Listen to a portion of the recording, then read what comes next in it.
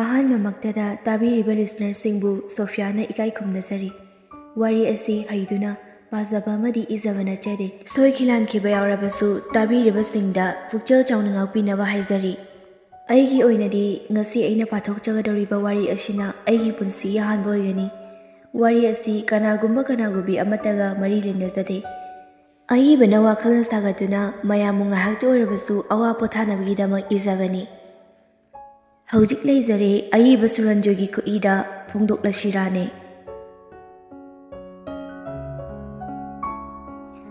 ꯑꯌꯨꯛꯀꯤ ꯄꯨꯡ 9:30 ꯇꯥꯔꯦ꯫ ꯁ꯭ꯀꯨꯜ ꯆꯠꯅꯕ ꯏꯆꯟꯊꯣꯏ ꯑꯃꯗꯤ ꯁꯨꯔ ꯂꯣꯏꯁꯤꯟꯅꯔꯦ꯫ ꯏꯆꯟꯊꯣꯏ, ꯗꯗꯥ ꯀꯅꯥꯅꯣꯃ ꯀꯣꯜ ꯇꯧꯔꯝꯕꯅꯦ꯫ ꯑꯗꯨꯒ ꯅꯣꯛꯐꯦꯠ ꯇꯧꯅ ꯑꯃꯨꯛ ꯍꯥꯏꯔꯛꯏ, ꯃꯤꯗꯨꯗꯤ ꯍꯥꯏꯗꯣꯛꯑꯣꯏ꯫ ꯁꯨꯔ,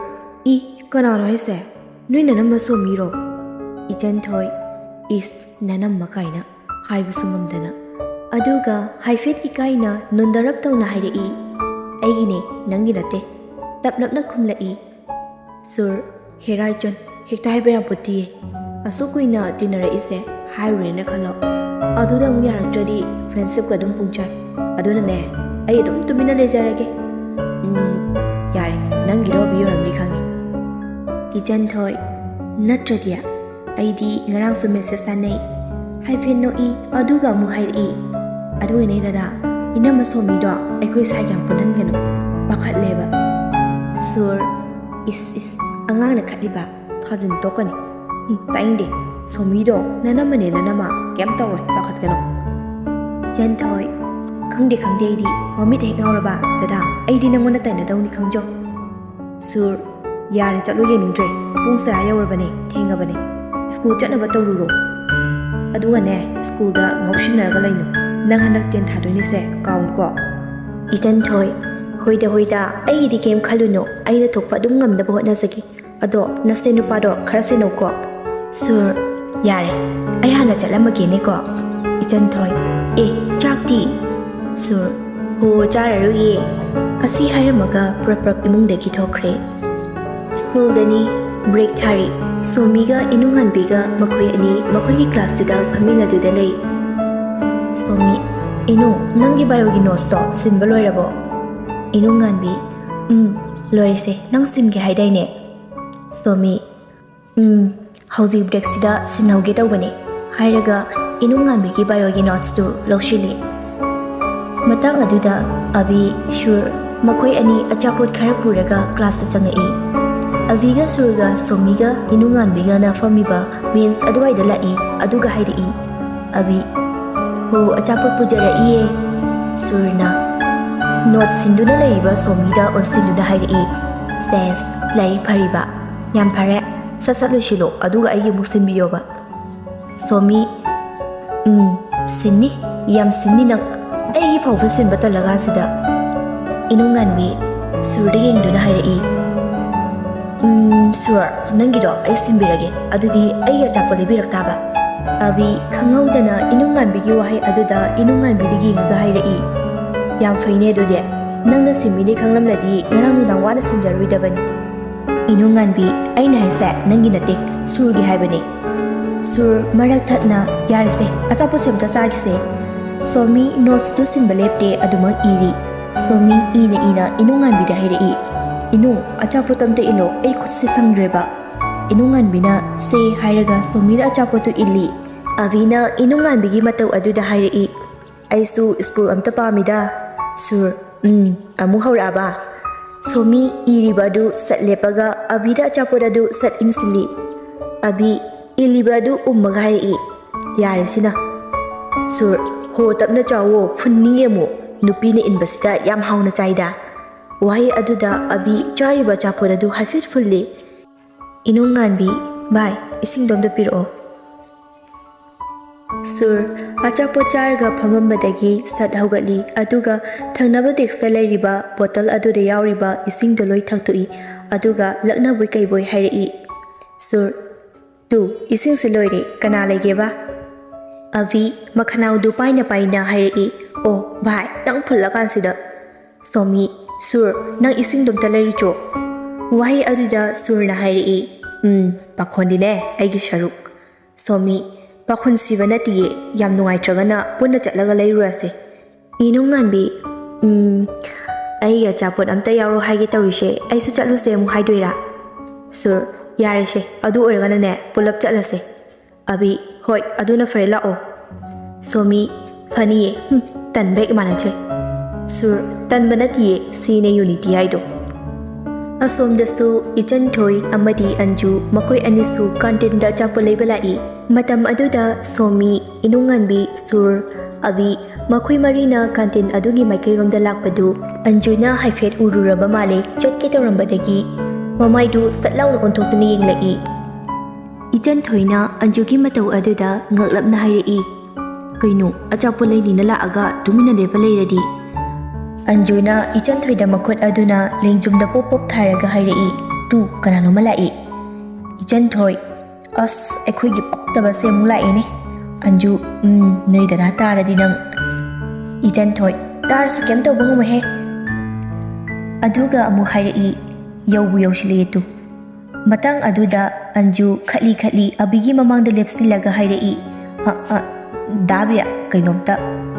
ꯑꯕꯤ ꯀꯩꯗꯧꯔꯒꯦ ꯑꯟꯖꯨ ꯀꯩ ꯂꯩꯔꯒꯦ ꯑꯟꯖꯨ ꯗꯥꯕꯤꯒꯤ ꯅꯣꯠꯁ ꯂꯩꯌꯦꯅ ꯍꯥꯏꯕꯗꯣ ꯑꯝꯇ ꯂꯧꯒꯦ ꯍꯥꯏꯒꯦ ꯇꯧꯕꯅꯦ ꯑꯕꯤ ꯑꯣ ꯍꯌꯦꯡ ꯄꯨꯕꯤꯔꯛꯑꯒꯦ ꯌꯥꯔꯣꯏꯗ꯭ꯔꯣ ꯑꯟꯖꯨ ꯊꯦꯡꯛꯁ ꯑꯗꯣ ꯗꯥꯕꯤꯌꯥ ꯀꯩꯅꯣꯝꯇꯒ ꯂꯩꯖꯔꯝꯒꯦ ꯅꯆꯟꯒꯤ ꯁꯥꯏꯠꯇꯩ ꯁ꯭ꯌꯨꯔ ꯑꯟꯖꯨꯗ ꯑꯣꯟꯁꯤꯜꯂꯒ ꯍꯥꯏꯔꯛꯏ ꯏ ꯀꯩꯅꯣ ꯑꯩꯈꯣꯏꯗꯤ ꯌꯥꯎꯕ ꯌꯥꯗꯕꯩ ꯋꯥꯔꯣ ꯑꯟꯖꯨ ꯅꯣꯛꯐꯦꯠ ꯇꯧꯅ ꯌꯥꯏꯌꯦ ꯗꯗꯥ ꯆꯤꯆꯦ ꯍꯣꯏ ꯗꯗꯥ ꯍꯣꯏ ꯄꯨꯂꯞꯅꯦ ꯑꯕꯤ ꯌꯥꯔꯅꯤꯗ ꯏꯁꯤꯡ ꯂꯩꯒꯦꯅ ꯂꯥꯛꯄꯅꯦ ꯑꯆꯥꯄꯣꯠꯀ ꯌꯥꯔꯦꯗ ꯁꯨꯔ ꯂꯦꯝꯕ ꯍꯧꯈ꯭ꯔꯦ ꯅꯨꯄꯥꯁꯦ ꯃꯇꯥꯡꯗꯤ ꯏꯆꯥ ꯆꯥꯗꯅ ꯐꯔꯦꯁꯦ ꯏꯁꯤꯡꯗꯨ ꯂꯩꯔꯁꯦ ꯐꯨꯟꯕ ꯃꯤ ꯁꯤꯕꯅ ꯍꯥꯜꯂꯅꯤ 이찬토이 마붕도 온실리 아두가 우시따나 하이이 오이 빡다보 ꯆꯠꯂꯣ ꯅꯁꯛꯇꯨꯒ ꯆꯥꯛꯁꯨ ꯆꯥꯗꯗꯥꯏꯅꯦ ꯅꯪ ꯊꯥꯎꯄꯤꯅꯕ ꯂꯩꯔꯕꯣ ꯀꯩꯅꯣ ꯁ꯭ꯀꯨꯜꯁꯤꯗ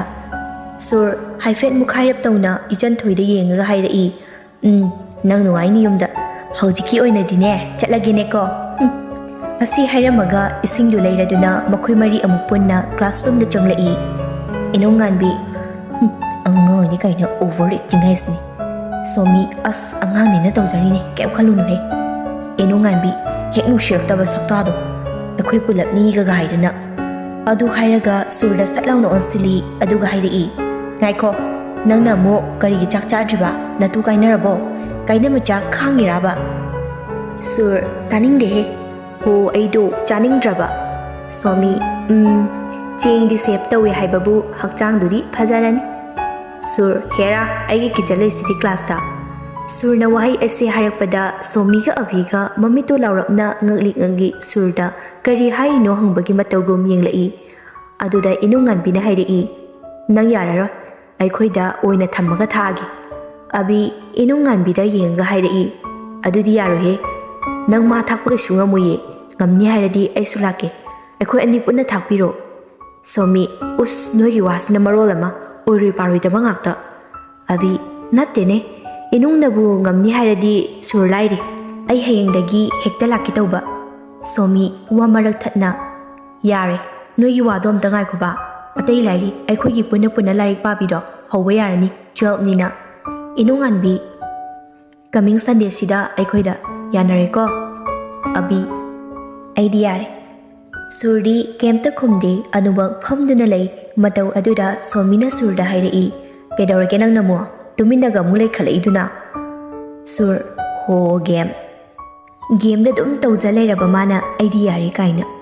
ꯁꯨꯔꯅ ꯑꯕꯤꯗ ꯌꯦꯡꯉꯒ ꯋꯥꯍꯩ ꯑꯁꯤ ꯍꯥꯏꯔꯛꯏ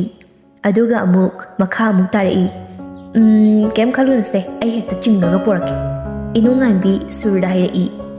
ꯑꯕꯤꯗꯣ ꯇꯜꯂꯗꯤ ꯊꯝꯂꯝꯃꯣ ꯅꯪ ꯈꯛꯇ ꯑꯣꯏꯅ ꯂꯥꯛꯑꯣ ꯑꯕꯤ ꯑꯩ ꯂꯥꯛꯀꯅꯤꯀꯣ ꯁꯣꯃꯤ ꯑꯗꯨꯅꯦꯕ ꯁꯨꯔ ꯑꯗꯨꯗꯤ ꯁꯣꯏꯅꯗꯕꯤ ꯑꯁꯣꯝꯗꯅ ꯍꯤꯁꯇ꯭ꯔꯤ ꯀ꯭ꯂꯥꯁ ꯇꯧꯔꯤ 이찬토이 안주가 와리 사나두나 lay 안주 이찬토이 coming Sunday 코이루셰 다슈르가 다비가슈 호르오 ꯑꯩꯈꯣꯏ ꯃꯔꯤ ꯀꯣꯏꯔꯨꯁꯦꯕ ꯑꯗꯣ ꯅꯪꯗꯣ ꯅꯣꯏ ꯗꯗꯥꯗ ꯍꯥꯏꯌꯨ ꯅꯪꯅ ꯍꯥꯏꯔꯗꯤ ꯌꯥꯔꯛꯀꯅꯤꯕ 이찬토이 ꯑꯩꯅ ꯍꯥꯏꯔꯗꯤ ꯑꯣꯏꯔꯔꯣꯏ ꯅꯪꯅ ꯍꯥꯏꯕꯅ ꯐꯅꯤꯌꯦ ꯑꯟꯖꯨ ꯑꯩꯅ ꯀꯃꯥꯏ ꯍꯥꯏꯗꯣꯏꯅꯣ ꯑꯩꯕꯨ ꯇꯧ ꯉꯝꯕꯤ ꯇꯥꯔꯣꯏꯗ꯭ꯔꯣ 이찬토이 Oh, fare adunine sumai tawrase nangna Sunday do surprise oina lakpa saro adugane namdana purse nangna dumaina tawradi moi upai leroidana yadabasu ngamaroi Anju ado dabidi Ijan thoi akhoi dadabu yaradi mana dum hojarasanida Anju chap chare soinadabi Sunday da ko asumna history ki class adu wari saringaida matam haukiba khangaude Mathangi Sunday numitni Abi Shurgi mayumda lai mahakna thorakliba Activa adu Surgi getta khamaga Surgi yumda prap changlai aduga mapande Abina kaurai Bye bye Tabo mi thenge kedong leirino na Sur imungdagi Abina kauba adu taraduna mapanda prap thorai Surgi matau aduda Abina yingladuna haidai kaino tawriduna ngasise inungan bihoida lari paba jatkaduni haraga haujupho loisilamdridubu kaino banangbo Surna amuk khumlai bai akhoi ijan haibi kai manbise ningai sok tawduna leire abi adubu kaino ba matang aduda Anju imungdagi sat tholai Anju davi koiba chatoiro asi hairaga nofet tawi Matang asida Ijan thoisu mayamna ngangnariba adu taraduna mapanda tholai Anju Ijan thoida yengladuna hairi davise koiba chatoriba mali aduga abida onsinduna Anjuna hairi chapchare aikhusu koiba chasena Ijan thoida hobala amine punna chatminarse davi Sur Ijan noibu akhoi thabak lai habani mi Anju dada hoigi thabak se koiba malida Abi wangangi tawi adubu nanghaude Anju nanghoraroi matagum haidai tu koibani haisidia aikhusu lakiba Ijan thoi geta sat thokre aduga abigi garida sat phami aduga amu laurapna haidai Davi thorola o nachal sing haijabase yabyo kaidobage khangdeidi chattaba yaroi ko Abi wangang bakharaga tanbaga hoi haina khumai Anju tu Davi su yare aduga surda yengaga hairi dasur chalase ai gari se nangna thawro aduga ai tongge ba sur abi nang suba ho chalase asum haina duna gari thaunarai abina thawraga Ijan thoina tongi aduga surna thawraga Anjuna tongi matam asida surgi pocketta magi kol lakladuna ring kingai phone lakpagi makhon taraduna Sur gari thorambadagi gari adu lambi ki side ta khami aduga pocket ki phone adu lauthoi aduga phone duda yinglaga tablamna solai us somini ne Anju surna gari khamba aduda haidai kedarage dada Abisu surna gari khamba aduda masu gari adu side ta khami Abi surna onthoktina haidai kedarage gari khamade Sure somi ko lai Ijan thoi gari ragi kumtharai aduga mabungi manakta lai aduga hairai je somine hairo asi hairaga phone adu shot lawi aduga Ijan thoina mana thokpa mangang lai ije ngasidi sawa yade aikhoina dada ani mose puri koiba chatliye lambi de lai thammagi somi ho kaidano Ijan thoi sangai thel somi o hoi chalo Somisu asi hairamaga call adu kai aduga inunganbi da hairai gari leibro inunganbi lei kaidorage mo lobala oga hairai ro Somi nate ibani hojima sangai thelda koiba chattaba yadabani lushilo inunganbi nganglapna hojipo kainu he lai pa sairaga koiba chasini Somi gari gi lai moi anina lona ibani hauramdabi koiba chakhraga ibani na lai pa leidoiba Inunganbi o fai nuaini moeni chaselao lo sidrasu yarani sidrese adum selagi Somiga inunganbiga asi hainaraga sauna gari thaudoraktuna sangai theltana lai abiga surugana yaudringai makhoi anina hana yaukre Somiga inunganbiga suruga abiga bu lakpa ngaiduna lai ngaihak leiraba matung sur hoisu yauselakle Anjuna sur abi amadi Ijan thoigi ticket bu mana loina kakbire adugi matung makhoi mari pang aduda chonglai abi as nungai hem famse sur Nungaini nang somdana ai leiba ngamdre. Abi hoine haigumdana arugi khaluradi kok yam sai. Moi anibu haujipu kaidawramgani lari paramdu jala. Farese sumaina thoona tamnamlabani thoba malak charasani. Ngasai lumduna chatiba Somi amadi inunganbi makhoi marigi mamangda thachili aduga Somina hairei. Thoobado laabani hozi. Inunganbi koiba chatpada aikhoi sahuramdaba. Nungaini noini. Anju haima che ani sula amiro. Ichan thoi. Nungai dauri dauris. Aidi yaudeko. Somi. Nimari nungaini ba. Inunganbi yam sauna Anjuda onsilaga hairei. He Anju, ngang oiraga aduk yamna tawba ngami kaigino. Nang nupa yam pambra ha.